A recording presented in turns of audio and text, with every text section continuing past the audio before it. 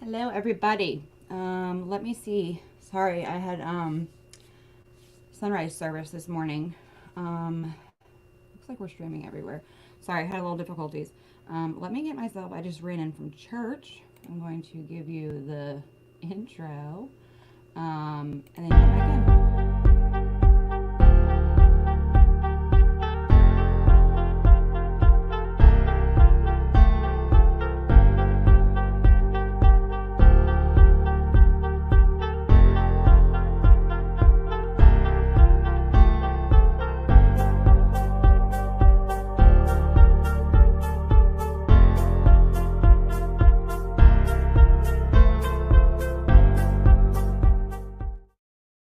Hello, hello. So, just jumping in. Went to sunrise service. I'm a little tired. Trying to pull up the. So I just had a really just interesting. Somebody commented because all I did was post the cover of this video with Doug Wilder's face on it, and they didn't. They weren't, mean or what. They just, well, I love Governor Wilder and he did wonderful things for whatever their reasons were. And I said, that's great. This is where everybody's still missing the point. We're talking about education. You can love every governor, every politician, every elected official for every reason that you care about. And this is why this event we're having is so important, is because you can believe, whether it's current, past, whatever, are amazing governors. But when I talk about the uni party, when I talk about it, I'm strictly speaking from education standpoint. It's proven. I've shared 100 examples of what that looks like. And today, so whoever I offended with posting Governor Wilder's picture, that's great that he did amazing things for your situation or your law or whatever you cared about. But that's continuing to ignore what has been done in education for the last, I don't know, in America, 1983 would be the trigger year. And we'll go over why that is the year. Let me pull this up real quick. All right.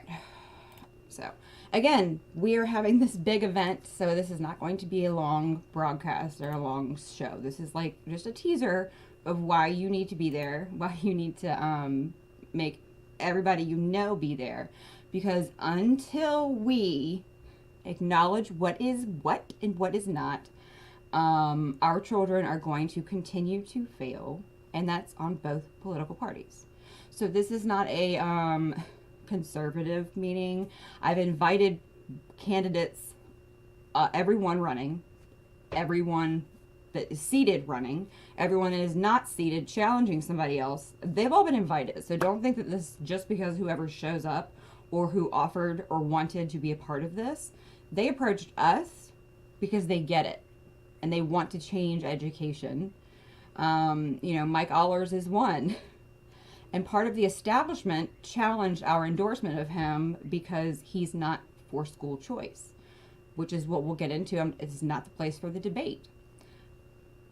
That's a good thing because it means he understands that school choice, if not done correctly, which is not what Glenn Davis and all those, Americans for Prosperity, that is not what they tried to do this last session. So yes, I worked hard to get that beaten because that law would have changed. You would have gotten $3,000 while the division kept $18,000 for your child, and you can't pay for anything with that. So the acceptance of, we'll just take what we can get. No, that's not what we do. So in school choice, I'm going to let Lynne come on Wednesday, Fredericksburg, Virginia, tell you all about why that is something that we need to be the state that doesn't usher that in with fervor, thinking it's going to help us, and then it shackles us to something we don't want. So again, Truth in Virginia Education Forum, Lynne Taylor. If you don't know her, look up COMMONCoreDiva.com. She is on, more podcast. She's been doing this, and she was a homeschool parent, guys. This is what's really important, is that people say, oh, well, my kids grew up or they were homeschooled. Public schools are terrible. or I mean, I think we've gotten over the belief that private schools are any better. I mean, if you know how to vet them, mine are in a good one, and I still am in there all the time examining stuff. But so guys, like, the reason it's important is because as a homeschool parent for 20 years, to her have spent her life researching this stuff, because it is going to impact at a federal level. We're already seeing private homeschooling. So this isn't just a public education thing that people should come to. And so it's Wednesday, let's see, and it is in Fredericksburg at the I'm having a brain fart. I didn't realize this one didn't have the address. But go to our website or email me if you're on YouTube, vp.va for children first @gmail.com, or my Facebook page has it, my Twitter page, our Facebook group. Our Facebook page has the Eventbrite. It's $25 a ticket because we are a self-funded group. We had to pay to have her come, and it's so let me get you the address. Salem Fields Community Church, Fredericksburg, 111120 Gordon Road, Fredericksburg, Virginia. You will get an event t-shirt and a tumbler and other fun stuff that's been donated for your $25, and you'll get all the knowledge that you need packed into 1 hour. And then we're going to have a forum with different members of the Virginia community. We are going to have people running for office, school board members, teachers. I invite everybody. If somebody from the VEA or the FEA or a union or a Democrat would like to come and address this because they recognize this, everybody's welcome. This is not, this is a Virginia for Children First, because 100% of our children are being failed, emphatically. So what I'm going to cover real quick, is, so if you want to look up the article, I will probably have links to it or copies on Wednesday.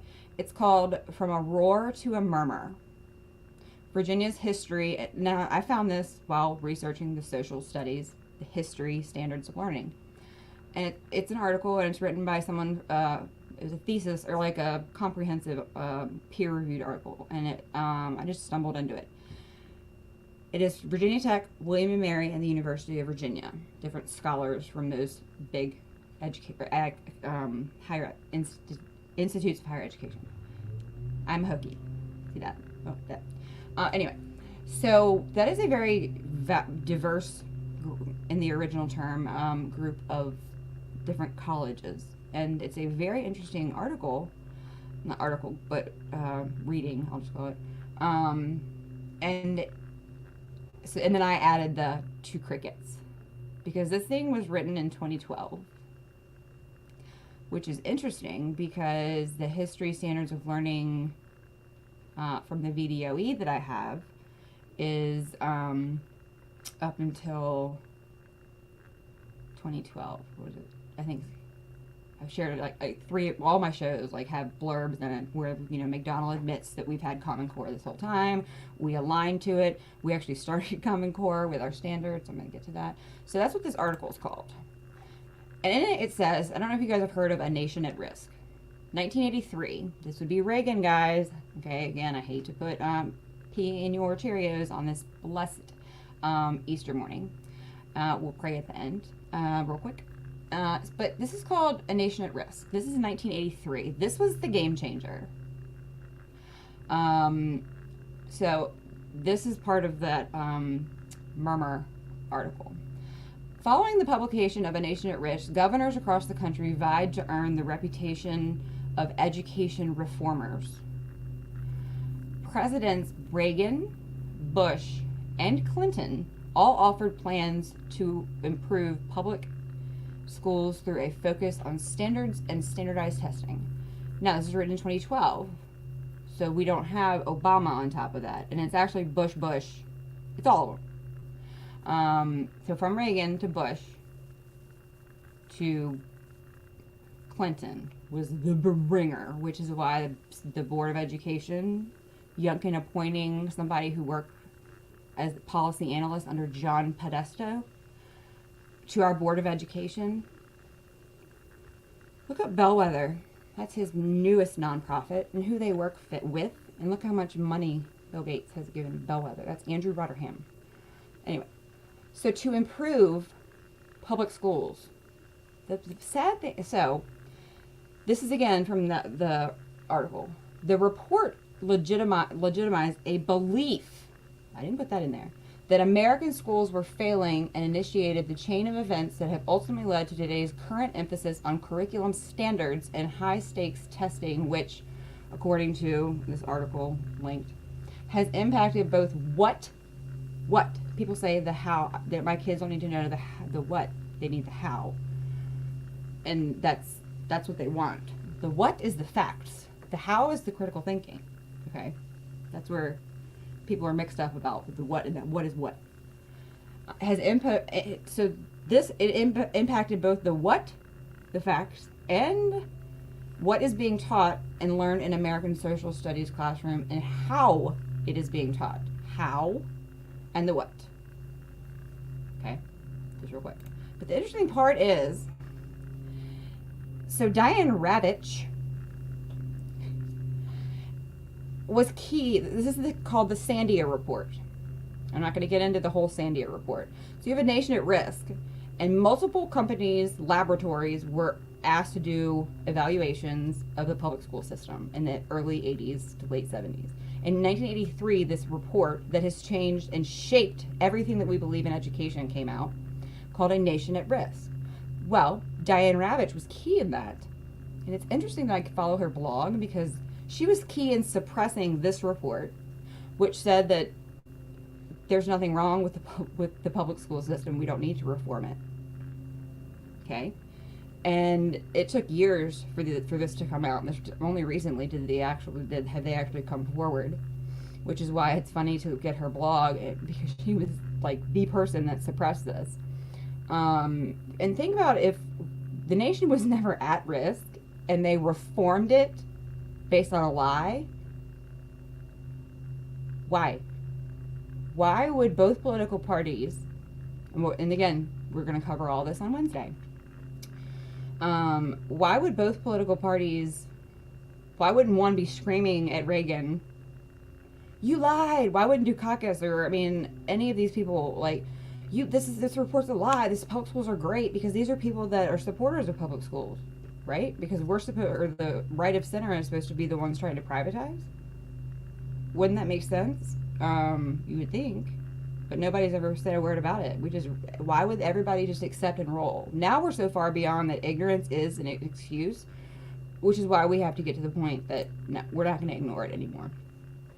So in this evaluation of Virginia's role in a roar to a murmur, it says, the field of policy sociology has long recognized the socially and politically constructed nature of school curriculum and the value of unpacking curricular ideologies through producing a story of action within a theory of context. Just, all you have to know is, where's the academics? How hard is it to teach something that's been taught arithmetic? Because if you look up the Virginia Standards of Quality, children are only required to take a certain amount of classes. And that's why this whole opt-out thing, you're not allowed to opt out. Well, I'm sorry, but the Constitution of Virginia says that children are only obligated, and that's comprehensive education, they're only required, like, English, math, history, like all the other non-cognitive stuff, they tell you can't opt out. Sorry, but even the Virginia Constitution, be it any law protecting their feelings, moral values, and beliefs, which those exist too, is that my children, in order to get an education and a diploma in the state of Virginia, only have to take these subjects. This is the best. Education policies such as standards of learning, okay, Common Core, are neither neutral nor static things, but and that's the source article, but products of ongoing relations and processes that are determined through negotiation, compromise, and struggle.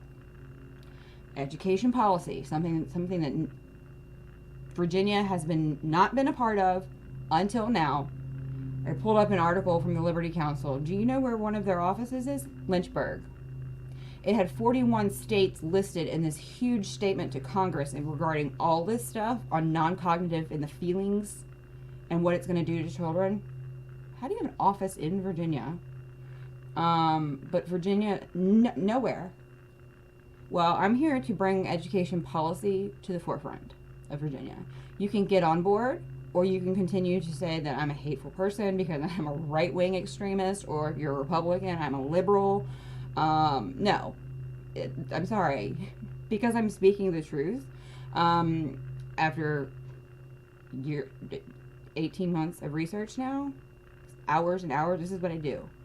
I'm going to bring Virginia into the fold. So having Lynne come on Wednesday in Fredericksburg, we did it there. I'm in Chesterfield, so we're going to have to travel too. Is that this is something, if you want to understand how we got here, you have to understand. And having someone else that has made it 20 years their life mission come in and do this for us is an amazing opportunity. There's people driving from the beach. There's people coming from Montgomery County. There's people coming from all over. This is one of those things that if you have if you can do it, that if you want to understand and what we're fighting, so that when you go to fight or run, you know what you're talking about, and not because someone else in the same political party told you, because that's what happened. We just had this acceptance that, and so there are some good people who have gotten lumped in with some very bad people. So in 1995, listen to the word, critics of the social studies standards of learning contended that standard writing process was politically driven and that the standards presented a skewed view of history. This is 1995, guys, not 2023 with what we just went through. Skewed view of history that eliminated references of multiculturalism and promoted rote memorization that might produce stellar Jeopardy players, but fell short of preparing students for skills needed in the 21st century workforce. 1995. Boop. Right after Allen. He's one of them.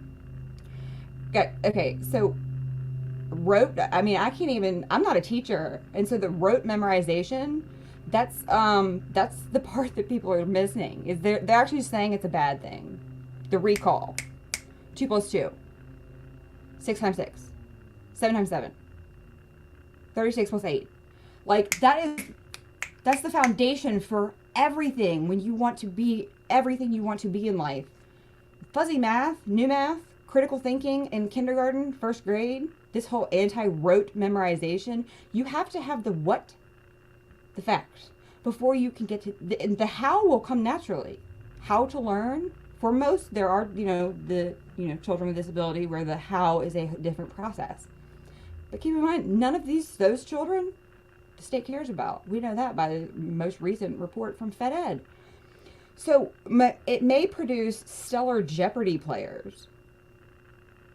You know why they don't want rote memorization? Fact. I showed y'all the other day that Google now has an education, the Google Lens education. You can click it. You can scan a question, and it'll give you all the links on how to plagiarize or dumb your education down. I'm not lying. That popped up the other day.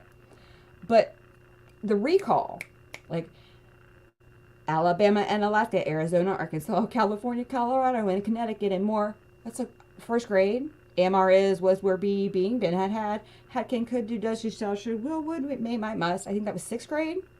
Okay, these are things that you, like, children, like, there is nothing wrong with being able to, like, if you don't have rote memorization of the facts of the war or the Bill of Rights or World War II or when, concentration camps, and these are all age appropriate. If you don't have anything as your base and all you do is critically think, how do you critically think without a base of knowledge? But remember, fell short of preparing students for the needs of skills not education, not academics, needed in the 21st century workforce. Do we hear that now? This was 1995. Are we in Minority Report pre-crime? Or did they make it happen? So that brings us to Governor Wilder, who endorsed, by the way, who? Correct. So just connect the dots for yourself. Outcomes-based education, okay, OBE, outcomes-based education, is when all they care about is the outcome. Not the process, not the academics, not the education, but the outcome. Is a progressive approach to education promoted by Governor Allen's predecessor, Wilder. So, outcomes-based education, Allen was the one that drove in the standards, which, if you go over here, in 94 is when that began, and in 95, the critics were already on top of the standards of learning, which Lynne's going to talk about on Wednesday. They are Common Core, because this is what people have been mad about, this whole preparing the skills, which is social emotional learning, okay? Driving in comprehensive sex ed currently. Driving in, it's systemic. It's not just a class your kids take. That's why we've been missing out all along, is because we were told we didn't have Common Core. But the Common Core parents across the nation that I've worked to understand this with understood the skills. Okay? These are non-cognitive. This is not something that education, even in the Constitution, this is why federalizing education is abhorrent. Is because whose skills, who's determining them? Well, we know that, if you're paying attention. I mean, the VDOE had the 20 top skills, the World Economic Forum. This came out 6 months ago in the Teacher Direct. The top 20 skills children will need for 21st century learning. Why is the World Economic Forum even being mentioned? I can tell you, but I mean, it's not even that. It's the Chamber of Commerce. You know, I posted on our page. I posted on our public Facebook page a couple weeks ago a little poll because I got really tired of hearing, oh, it's not our wheelhouse. It's not our wheelhouse. Excuses by, which is why there's only 2 current seated elected officials we have endorsed. The rest are all new. It wasn't our wheelhouse. It wasn't our wheelhouse. Well, you'll have to excuse me, but when it comes to education, that's not an excuse. So I posted a poll. If education is not your wheelhouse and you are to be elected, how would you vote, or who would you go to vote on, and I put a whole bunch of answers, whatever has an R next to it, seek out stakeholders, research on my own until I find out all the evidence I need to know, because these are children's minds. But I put one on there very deliberately, and it was ask the Chamber of Commerce. And one of the most beloved newcomers to the Virginia scene of Republicans checked that. And thankfully he was the only one. But when it comes to education, it's like, why do we care what the Chamber of Commerce wants our children to learn? Because you can look up Virginia Learns, and you've got Genworth, Anthem, everybody you can imagine that's determining what our children are learning. These are stakeholders. You know who's not stakeholders? Parents. Okay, stakeholders. When you hear Ann Holton, Tim Kaine's wife, say we need to, they're teachers. They're everybody part of the family. That would be the associations. That would also include the PTA. And if you're in a PTA that's not driving radical reform, you'll have to excuse me, you're a good one. But as a whole, the PTA is also part of it. They lobby with the VEA, the VSBA, the Counselors Association. So, real quick. So, there was a group that talked about his outcome-based, they were against it and called it vague, affective, and touchy-feely. Because what are our kids learning with now? Everything is vague, affect, and touchy-feely. Okay? And then I found this quote of his. Now, keep in mind, when we talk about the fourth industrial revolution, you have to think, well, did you even know that we were in a third one? And then I found this quote from Doug Wilder. In case you were wondering, and when we left the second industrial revolution and entered the third, it would be September 11th, 9/11. Jolted America out of its second Gilded Age, also known as Industrial Revolution. And so when we talk about this fourth industrial revolution and why we're educating our children to it, the man knew enough to know that the why, I haven't gotten into that now. So and then another one is, I almost wanted to do a blop here and say who said it. It says, so this is a Democratic governor. The force I represent is Virginia's new mainstream. It looks forward, not backwards. It tries to unify people, not divide them. Sounds good, doesn't it? Right?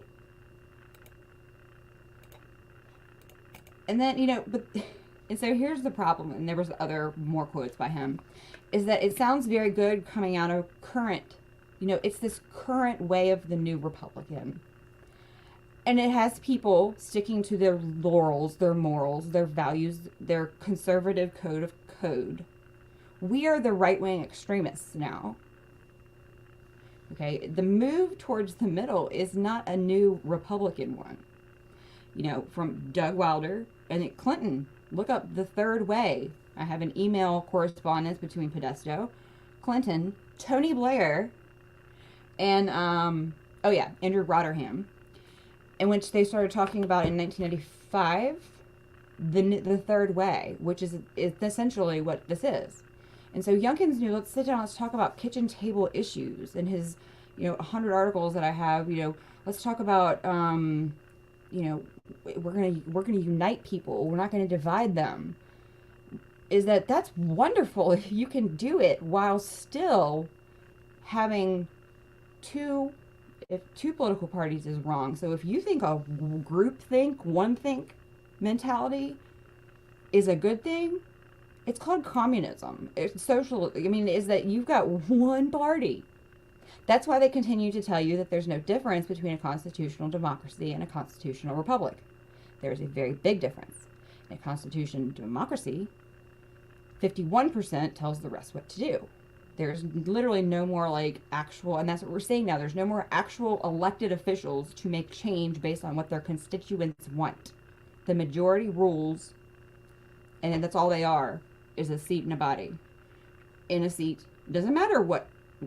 We have Carrie Coyner here. She does not vote conservative on anything. Why won't the GOP do something to challenge to get her out? She has not one conservative value in her mind. And then it's another one. My experience politically has always been that one-word definition of politics is money. Keep your eye on the buck, and that tells you where the American people are going to be. That brings us back around to the Chamber of Commerce, to Amy Goodera and her definition of education excellence. Education excellence is recruiting and retaining businesses and using our children to create a labor pool. Why? It's called human capital, and they literally talk about social emotional learning and its return value. So it might be expensive, but its return rate is what 20, and when these children graduate, what they're going to contribute is going to be 27 times greater than what the divisions invest, because that's what they're going to need them. They're nothing but a different kind of equity for the man who peddled equity his whole life. And then I thought is that if you didn't know that his transition, because the rest of the next couple of days leading up, we're going to talk about Allen, McDonnell, Gilmore, McAuliffe. So these four governors right here were part of his transition team. Okay? Okay. So you got 2D, Allen, Wilder, early on in the education transformation. And you got McDonnell and Gilmore sitting here at a meeting with his transition team. Now, who's not included? McAuliffe, because he ran against him. And then there are 2 that are up in the state Senate. Okay? They're all, that is the last 30 years of education destruction in Virginia. 20 years of it sitting at that table. The other 8 up in the Senate, and the other one ran against the man. That's the last, all encompassing. So people that say, do you think that he may not know what he's doing? Do you think that this is all like, okay, if this doesn't tell you that he 100% knows what he's doing, I don't know what else will. So, you know, again, this is just a brief, this is where we are, guys. Can you accept that this is where we are? Can you choke down that your political allegiance to a political party is destroying our children? Can you accept that? Both sides, if you know people that are Democrats, the liberal, that you can't, I don't know. If you can get a liberal to come, or a member of the VEA to come and care about these children, I applaud them. I will not call them out. I won't call anybody out. If I see people that I know that, as long as you don't act like an a-hole, because y'all know me, I'm probably the most hated person in Virginia on both sides of the political spectrum. But for me, I'm on the target. When I got radicals and then the rhinos all top of me all day long, it means you're on the target. You're doing something right when both sides hate you. Why else would both sides of the aisle be so adamant about shutting us up, shutting me up? And why are we still so non-relevant while all these other special interest groups rage ahead with this absolute BS? Because you pay to be relevant, guys. You pay with your soul by taking $1. But let me see if I can find this clip. Ago, Governor Chris Christie and Randy, not the one we have today, where kids who need the most help understand on many of the issues being discussed at this conference. So if you guys don't know about Center for Selling American Ed, Progress under John Podesta. this is, you need to.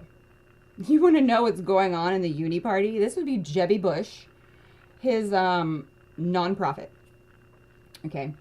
He had, I forget his name. Chester Finn, who is the Fordham Institute, the conservative think tank, they like to call it. Okay, anybody who's gotten that many millions of dollars from Bill Gates is not a conservative think tank. Okay, first of all. And then John Podesta. That is one of the 2 Podestas, correct. He was Clinton's policy analyst, created all of this conundrum under Clinton, and Andrew Rotherham was his policy analyst for education, and has now been appointed by Youngkin to be on the Board of Education. And then you think, and then Podesta went on to do what? Run whose campaign? Hillary Clinton's. Whose wife? Who ran with who? Tim Kaine. Whose wife sits on the Board of Education? Tim Kaine's. It's Ann Holton. Okay. And then where is Podesta now? Under Biden. Oh, and he was all up in, all this stuff with Obama. He may have been unemployed for 4 years, from 2016 to 2020, don't know. Or wreaking havoc under the Progressive Policy Institute. That's fun, look at that. But now he's under climate change with Biden.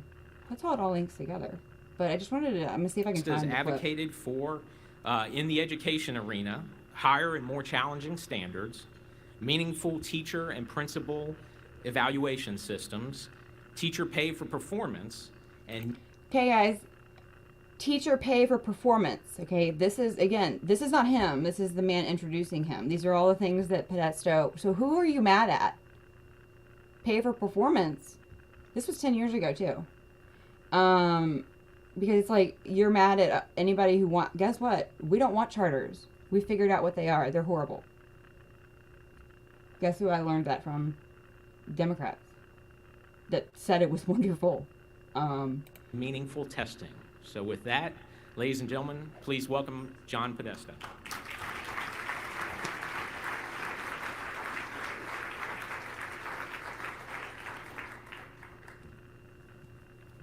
Well, thank you for that wonderful introduction, Brian. It's really a pleasure to be here, and thank you, Governor Bush, and to the Foundation for Excellence in Education for inviting me to be here today. So when I watched, okay, so Bush, this would be Jeb Bush, Florida, Jeb Bush, okay? Do you think that Jeb Bush to DeSantis hosting this event in Excel and Ed with John Podesta, that there's not a problem? Because do you think that anything's really drastically changed? No, it's the same thing. It will probably come as no shock to anyone in the room that the governor and I don't agree on everything, notwithstanding his relationship to my ex-boss. But one thing I think we both agree on is the importance of having strong voices in both parties. Center for American Progress. Also, the Progressive Policy Institute is another one. Championing the cause of education as a critical element of our nation's agenda and building a strong coalition in the center to demand reform of our public education system. Okay. That's just, I mean, that's really a pleasure to be here, and thank you, Governor Bush, and to the Foundation for Excellence in Education for inviting me to be here today. It will probably come as no shock to anyone in the room that the governor and I don't agree on everything, notwithstanding his relationship to my ex-boss.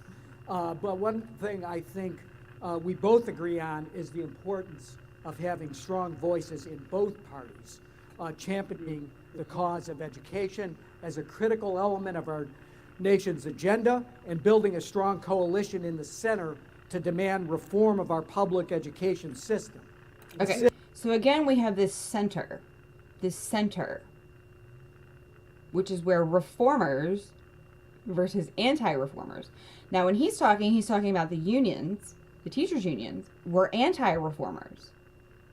I did a show back on Do You Speak Education about Randy Weingarten becoming part of the center, and the unions all of a sudden flipped, and they became reformers. And then you had the far right-wingers, like myself, still today, who have not compromised because I won't be bought off, that this reform is a lie. System that, quite frankly, is still not working for too many of our students. Governor, I really admire that building on your success as governor, you've invested so much time in keeping the nation's attention focused on the need for education reform through this foundation. This summit.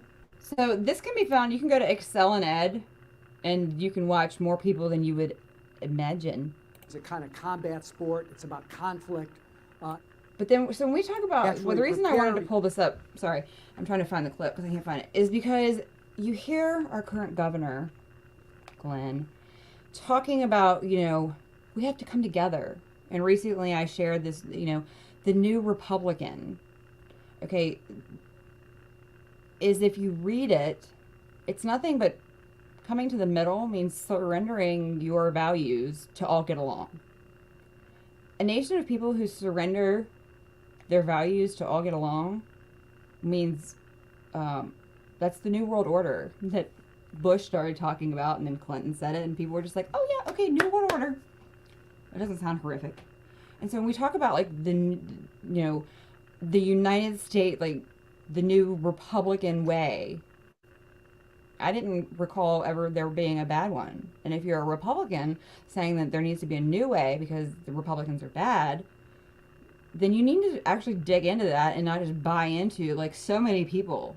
They're like, you're the most disgusting conservative woman. And my wife is the picture example. Because I have a mouth and an opinion, I'm a disgusting conservative? Nope. I don't know where you got that belief of, you know, yes, okay. What can I do for you, honey? Can I clean? No. Sorry.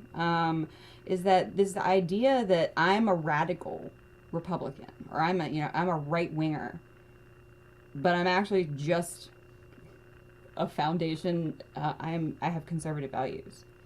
But I also free think. I'm not a member of the GOP. I never have been. I refuse to join the RPV. No, won't do it. Is that so? Where I think is not based strictly on an allegiance to a political party. My allegiance is to who I make a pledge to, and that would be the United States, and to children, my children. That's my allegiance. I don't pledge allegiance to the GOP. I don't pledge allegiance to Glenn Youngkin. I don't pledge allegiance to the RPV or Rich Anderson. That's not who I pledge my allegiance to. For young people to be ready for college or for a meaningful career. Maybe that's not so much of a surprise in that politics is a kind of combat sport. It's about conflict, and perhaps both Governor Romney and President Obama agreed on more than they disagreed in the education reform area. So just, I'm going to close right there. So he goes through and he gives this long string, and this is 10 years ago, of different states, governors, Senate positions, that they disagreed on everything. But he mentions Mitt Romney and Obama, and about how they did not talk about education. Has anybody ever talked about education reform as a platform? No. It's been done in Virginia. Nobody's ever read on an actual platform of fixing Virginia education, restoring academics, following the law. Can you imagine if somebody ran on a platform of following the law? Because we don't need any more. We need to acknowledge what is already written. So that was my little short attempt to be short on the little bit of the history of, and again, Wednesday, 7 p.m. in Fredericksburg. Lynne Taylor, CommonCoreDiva.com is her blog. But this is the little smidge, and she's much better at getting the main message out than I'm so that I just get sidetracked. Lots of senators and delegates are coming, confirmed, that have not held seats, are newcomers, because they're the ones that have reached out to understand, so that when they walk in the General Assembly doors, and guys, none of this has to do with race war, we haven't even talked gender or anything like that. We're talking the bare bones basic of how we got here to be 50th in the nation, yet still, has anybody said anything about addressing that? About reading? Writing? Math? Or are we still just obsessed about innovation, entrepreneurship? Because that's where common sense comes in, is that should ring as a problem to everybody.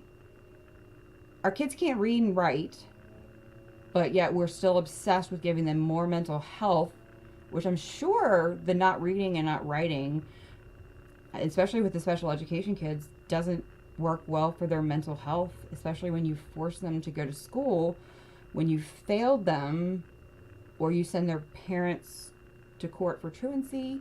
That would probably have something to do with their mental health, or the teaching and not following the law, or involving parents. That could probably have a lot to do with it too.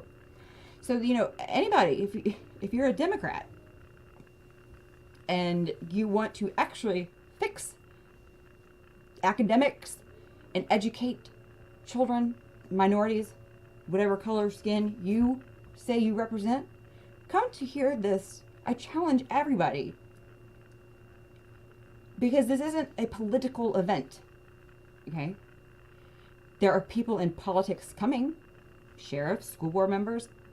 If they actually care about children and what's going to happen to them, and you don't buy into the idea of personalizing children's learning based on what America or the globe or Virginia is going to need them to be in 10 years or 15 years for a future that has not even arrived yet. Because based on these skills, they're predetermining, it's a caste system. And that's the reality of it. It's not a political fight. This is destroying all children. It's not about equity. I can read 8 articles about why equity is nothing but the social contagion that's meant to distract people from this. From the left, written by education people on the left. Equity is nothing but a destabilizer. so that we're not focusing on what the right hand is doing. So for more info, if you're on YouTube, you don't know how to get in touch with me, that would be rare. You can, it's at Taydus, Taydus, on Twitter. Virginians for Children's First has a group and a page on Facebook. You can find me, my page is public. If you don't know how to get in touch with me, you can get in touch with me. Or all those places have the links to this event with all the information. You know, everybody. Share with the people that you elect in your area. Invite them. They may set up a table and educate people prior to their this is a huge church with the enemy. We just want people to open their eyes. That's it. Because this, I mean, I don't know if you've read the book, is the final election. It just came out.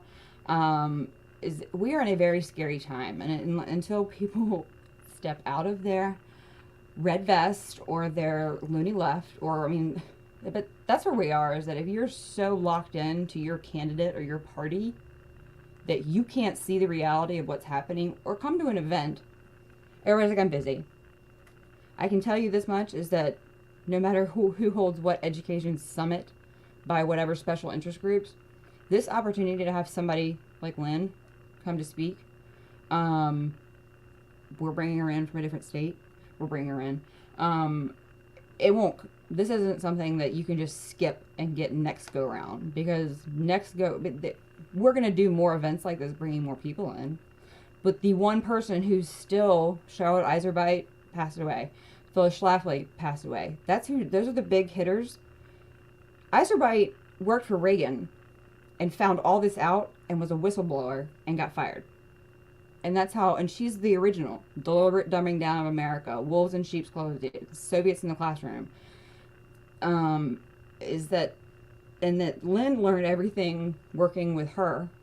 And God bless her. She actually issued, it's funny, on her, you can look at her statement on Youngkin. This was last year, right before she passed away. And she was like, this is a great person. And then like 2 days later, she was like, my bad, did a little research, total globalist, you know, but, so you're talking about someone who worked for Reagan, but saw what was going on and was a whistleblower and got fired, it was the leader. And so if I have to align with a set of women, it would not be a political party. It would be the Phyllis Schlaflys of the world, the Charlotte Iserbyts of the world, the Lynne Taylors of the world, that are speaking truth unapologetically, that this is not designed, it never has been designed. Virginia's just so late in the game that we just accept, okay, oh, a Republican wrote that bill, all right, let's do it. Let's do the, Virginia Literacy Act, which is literally the illiteracy act. I mean, pull up science, look up Nancy Bailey's Science of Reading. Like, these are liberal, left-leaning education experts and bloggers, the Science of Reading. They'll tell you it's all, who wrote ours? Carrie Corner. Governor Youngkin signed it in, and it's being touted as the most amazing thing ever. No, it's nothing but more Common Core standards of learning for the 21st century, how to read for the 21st century. 21st century skills. So, I'm going to go. I kept it under an hour, I think. Yes, it did. I have comments.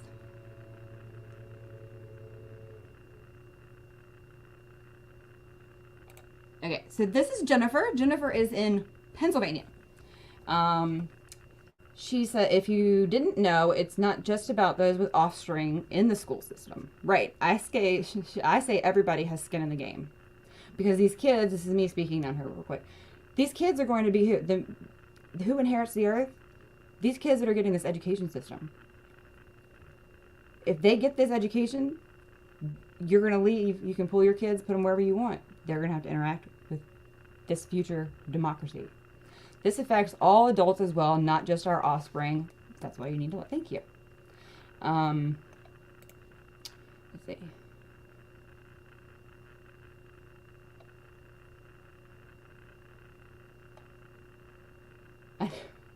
I'm a big law follower. She said we wouldn't have a Department of Education or school system if we followed laws. Correct. Because federalized curriculum, is not constitutional. But I can show 800 people how every state is using the same company for social emotional learning, which is federalized. Or, I don't know, the statewide longitudinal database system, swapping our kids' data across, that's not constitutional either. So we have come to a place where law is only law if it works for you. And that has to do with what I just did at the Board of Education last week regarding the obscenity in schools. We don't have any of the exemptions 30 other states have that literally allow schools to have these books and protect them. We are not one. We are not one. Virginia's only exemption for these books, higher education. People just look at me like, oh God, what does that mean? It means they're criminals, just like if I walked up on the street and handed one of these books telling, 14-year-olds or 13-year-olds how to use butt plugs for play, or that kink and where to find people that like the same kink as you. If adult same thing. They're not protected in schools. But people are like, oh God, that's crazy. I'm like, what? That's not the reaction you're supposed to have. It's, well, what are we going to do? Because we are so far behind because of this conservative Republican belief of sit and make petitions and be nice and, and I'm not like inciting anything, but like we have to do something because this sit around and watch until I care enough or it's impacted my kid enough that I care. Yeah. So she's exactly. All they're doing is normalizing what is child abuse, and it's the corruption of a minor. You're absolutely correct. And it's grooming, unapologetically, I will say it. I lived it. Graphic sexual material to children in this tiny window that they have, it's not only disgusting, it's illegal. But they do it for a reason. It's being done for a reason, a very important reason. And guys, they're not the first people. This isn't the first time this has happened. Let me just pull up another slideshow real quick, and then I'm gonna go, for real. This isn't the first time. This is a different show that I did. Or I've actually shown this a couple of times. I have a master's degree in geopolitical war history of the 20th century. Never used it, just loved history. Well, you know what? It finally came in handy. How much history do we have to acknowledge what's going on? You have Marxist theory, you have Gramsci in Italy, believed that the only obstacle standing in the way of the communist New World Order was Christianity. Similarly, Marxist theorist Georg Lukács of Hungary believed, too, that in order to conquer the West, the family unit and Christianity must be uprooted. His methodology to enact a radical sexual education for children. What is comprehensive sexuality education? Going on in Virginia now. To enact a radical sexual education for children. This is not family life. To pave the way for communism, children would be eroticized, taught to be promiscuous, and guided towards a left-leaning form of nihilism. Why do you think the atheists and the secular humanists are part, and Planned Parenthood are part of this new, sex ed reform in Virginia, this drive for comprehensive sexuality education? Guys, 11-year-olds in the Norfolk Handbook, they're pulling your children up in front of a classroom, 2 girls. My daughter is 12. She was in 6th grade last year, so this makes me red when I think about it. And they are given a role play assignment. One of them is supposed to be Brittany. They're 11. Brittany's girlfriend wants to have oral sex, and she's not ready. And they want him to role play this accepted belief in their children. That's what they're teaching them. To role play. I'm not even going to get into what it does. It eroticizes them. It increases. Guys, it's Planned Parenthood. They're creating the future product, for their business. So they say that we're the ones failing the children because we don't properly teach them how to protect themselves. No, we're not the problem. You're putting ideas into a child's brain just like suicide and anxiety and all this mental health. Now you want to teach them 11-year-olds consent? Do you know what teaching consent is doing? It's creating sex offenders. Why do you think there's been a rise in child-on-child crime, sex crime in schools? It's not just a co-ed bathroom problem. You're creating, because you're teaching them about how to negotiate your way in or out of consent. Not to mention NAMBLA, North American Man-Boy Love Association. Not to mention, they're now called MAPS. They're not pedophiles. We are constantly acknowledging the legitimacy of this, and we're not talking about academics. That's 8 or 9 hours a day, 5 days a week. You send your kid into blind. And when stuff comes up, where did this come from? What? So yes, I get really, okay, here's another one. The ruthless sexualization of children is a critical component of a broader plan to create a gender-fluid society that normalizes LGBTQIA sexuality and downplays heteronormativity. The primary benefit of sexually exploiting children is the likelihood of their growing into confused, angry, radical adults. And the goal of sexualizing kids into radical adults is to delegitimize parental control and destabilize the social order. In a nutshell, hasten the revolution.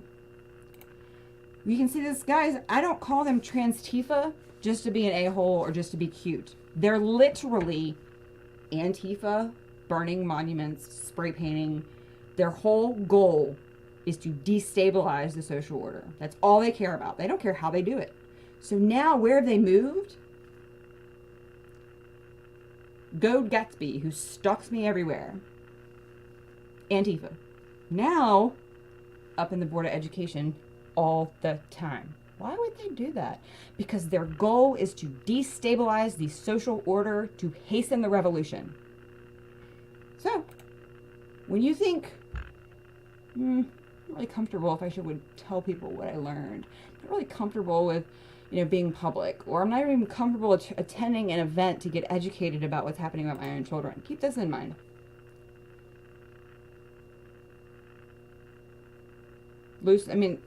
I mean, these are all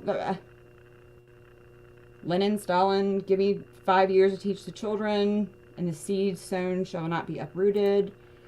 The Marxists and Lenin, children are over-sexualized to such an extent it causes psychological harm.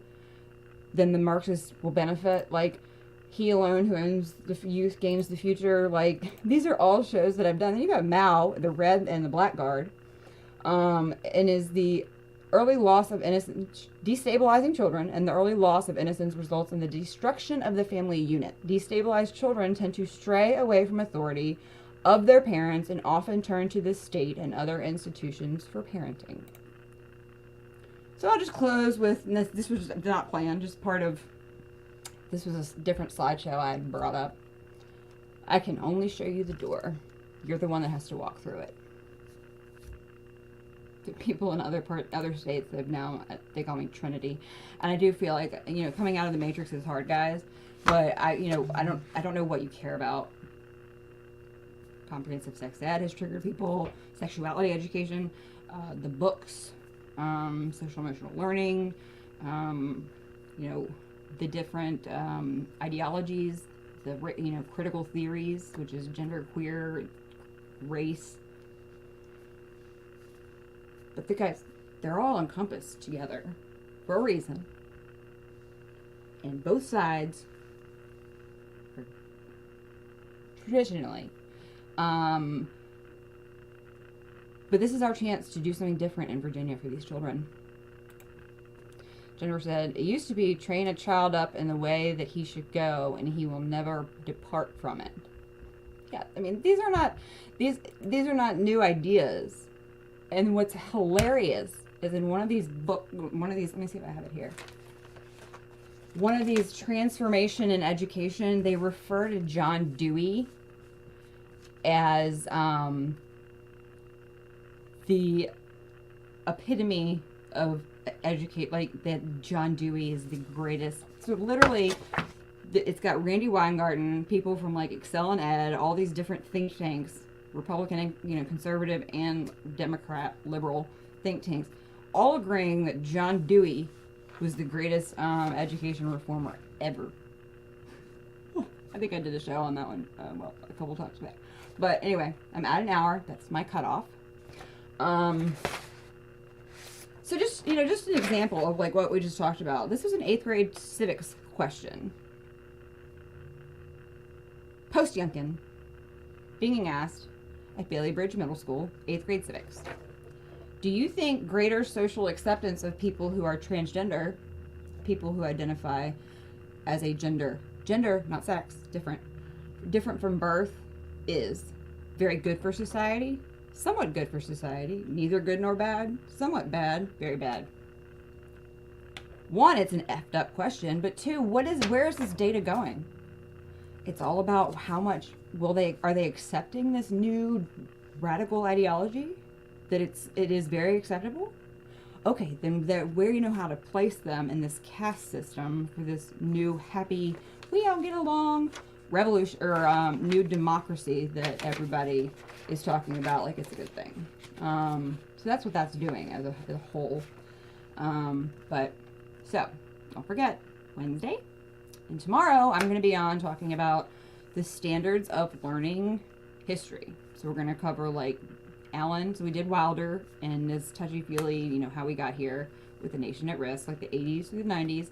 And then tomorrow we're actually going to start breaking down like how Allen, Gilmore early on, that happened.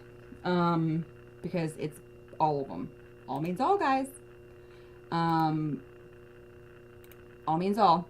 And then this is from the wonderful Reclaim Oklahoma Parent Empowerment. These are the people like Oklahoma and Utah that's been fighting forever. This stuff. What might happen if children were warehoused in a building 7 hours a day, 5 days a week, and taught concepts and skills for the good of society? Keep in mind, kindergarten, standards of learning history. We've talked about this 100 times. They talked about it in Farmville. It's not just sharing anymore. It's sharing for the well-being and the good of others. So, concepts and skills for the good of society. What if these warehouses also provided meals and health care instead of parents? What if people who questioned the motives of the warehouse were demonized? Do you live in a division where parents are banned from property for questioning parents? I do. If you're up in Spotsylvania or Fredericksburg, you know what's going on there with a parent continuously being assaulted and sued. They're trying to sue him into submission.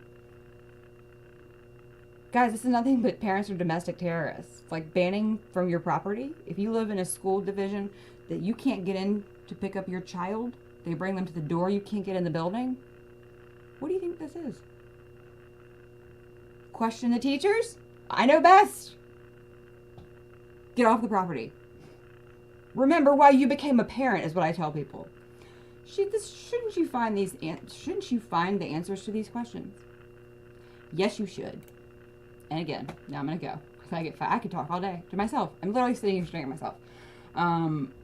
But we have too many questions, not enough answers.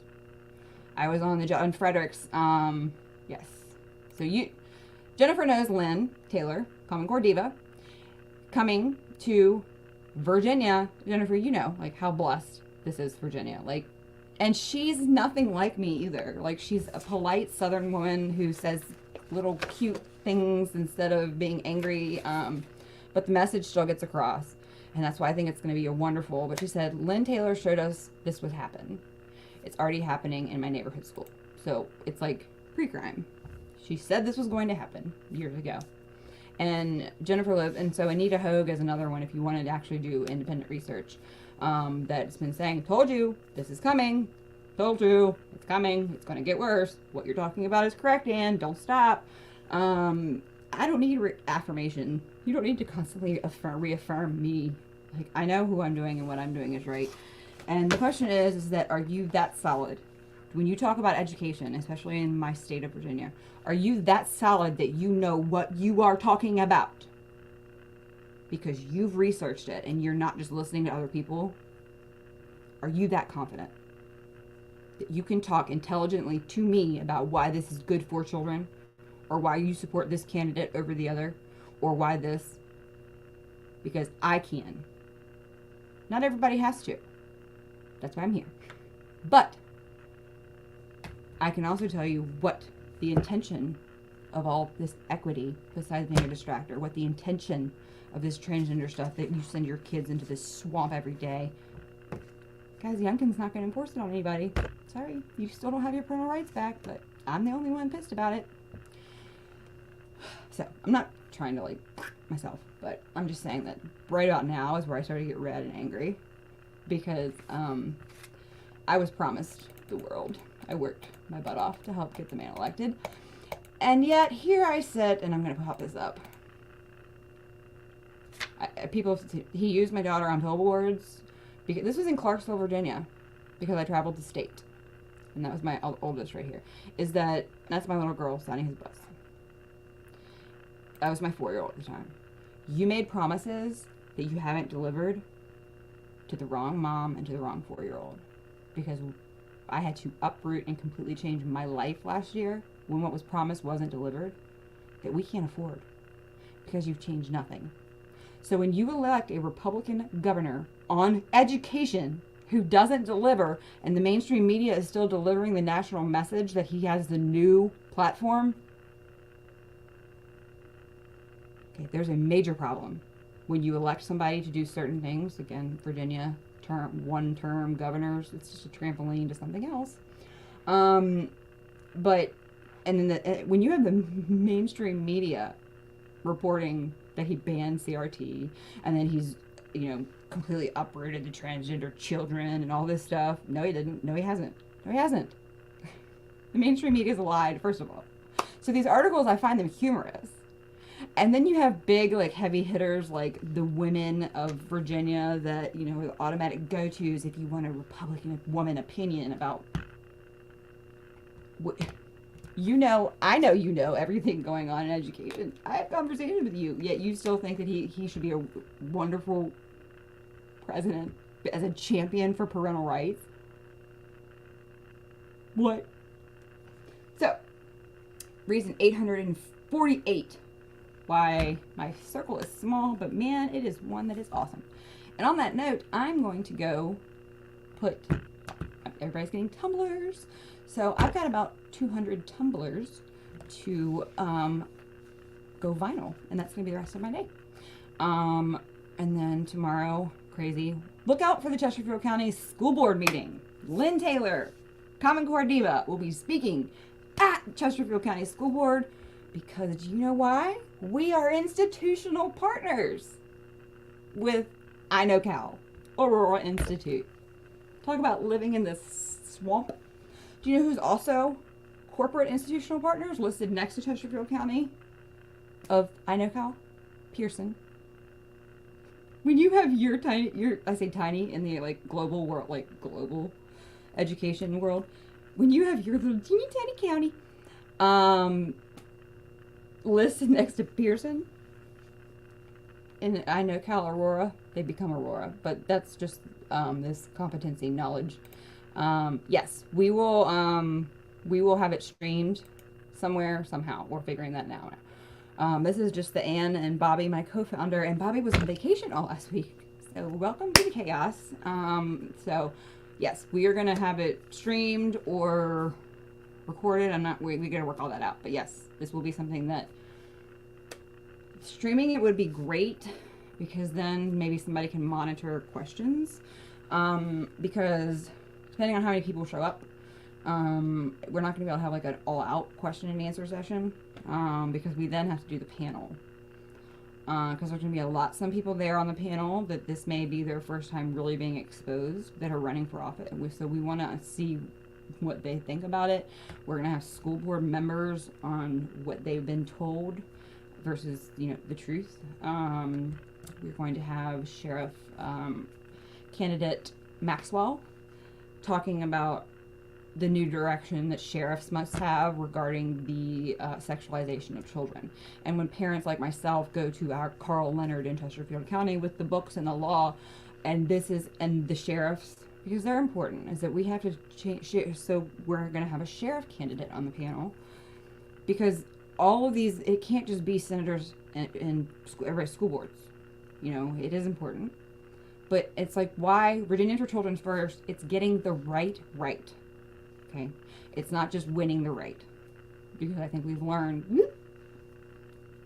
in education, guys, I'm not talking about anything else. But we do work with other groups, like Parents for Life, Virginia Medical Freedom Alliance. Okay? These are not the big special interest groups. Why is that? Is it because we're wrong? We're the rebels? That seems to be the consensus, but that is not the truth. So please come, because, I mean, we can stream it, but being there in person to ask questions and versus, because we can stream it and you can say you're going to watch it. But then, guys, I mean, she's such an amazing person. You can talk to her. You can find out more information. Like, this is the biggest opportunity ever. And I'm just, Fredericksburg is central. It's right off 95, the church is. It take from like Tidewater area. You can get from Richmond. I can get there in an hour. From the Tidewater area, not down deep down in the beach, but Williamsburg, York. You know, I mean, you can get it 3 hours max. You can probably get there in 2.5. I mean, it's the perfect location. Which is why, like, keep in mind, Virginians for Children First is not in Fredericksburg. We're going there because that's where we want the most people to go. So is it, if you have to figure, every day of my life, I have to figure out my kids so that I can do stuff. Or I have to figure out how much sleep I'm going to get because I got to go speak somewhere, or what time I have to get up at 4 a.m. to go travel to, you know, speak at a breakfast club. I mean, that's what I do every day, and I don't ever want to not do it. But this is one time that I, you know, in my opinion, is that everybody should try to figure it out. At every extent possible to be here, because it's that important that this discussion happen, because there's not one piece of conservative propaganda that's going to be had. So if you are able to accept that you do not pledge allegiance to the RPV or the GOP or the Democratic National Convention or to the VEA, and that children, all children, even the ones that, if you're watching this, that you say that you represent, guess what? They're losing too. And you actually want to, as I told Anthony McLaurin in Farmville, VEA, if you actually, here's my card, if you actually want to work together to change the future for these children. No, he continued on with his BS. But this isn't a political war, guys. There's one party. And if you can accept that and you actually want to change something, change isn't easy. We will not change this by asking nicely. So on that, I'm gonna go, but I'll be back tomorrow. Don't know what time yet. I'll post it. Oh, kids go back to school tomorrow, don't they? Okay. So yeah, I'll be back tomorrow, and we'll be talking about, you know, what kind of happened mid-90s. And then, so if you're at Eventbrite, you can look up Virginians for Children's First, Truth in Virginia Education, if you can't find a link. And again, that just goes, that money is just to help us. We have to pay speakers to come, we have to house them, and being a tiny little force making a big change, we are funded by the people, for the people. We don't take big dollars, because that comes with a price, whether it be your soul or your beliefs or your morals. Big dollars. Same thing with the establishment, same thing with anybody taking money to do something. You end up compromising something you made. And we, like political candidates who are not endorsed by the establishment, are a good thing. Because we are not beholden to anybody but the truth. Keep that in mind. So anyway, on that note, I'm out of here. Wednesday, questions, 7 to 9, Fredericksburg. And on that note, I'm gonna go. Again, bye guys.